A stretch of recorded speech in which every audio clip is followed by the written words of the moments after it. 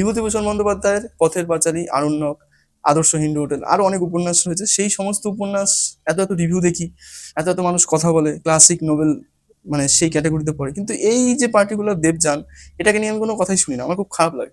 কারণ এটা কিন্তু খুবই উচ্চমানের উপন্যাস। হ্যাঁ, হয়তো সবার জন্য না, সেই জন্যই হয়তো কথা শুনি না। এই রিসেন্টলি আমি বই পোকা গ্রুপে একটা পোস্ট দিয়েছিলাম এই দেবযান বইটাকে নিয়ে। তো সেখানে কিন্তু অনেকে লিখেছেন যে ভীষণ ভালো বই, জীবন বদলে দিয়েছে, জীবনকে দেখার দৃষ্টিভঙ্গি সেটা বদলে দিয়েছে।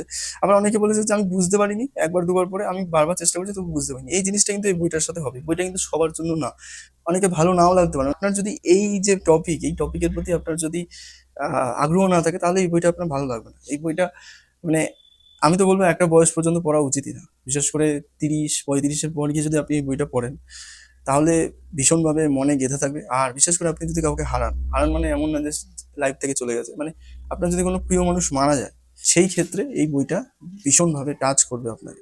তো আমার খুব কষ্ট হয় যখন আমি দেখি না এই বইটা সম্বন্ধে তেমন কোনো রিভিউ, বা কেউ কোনো কথাও বলে না এই বইটা সম্বন্ধে। কিন্তু আমার মতে বিভূতিভূষণ বন্দ্যোপাধ্যায়ের শ্রেষ্ঠ সৃষ্টি হচ্ছে আরণ্যক, তারপরেই হচ্ছে দেবযান। মানে কি লিখেছে, মানে গায়ে কাটা দেওয়া লেখা আর কি।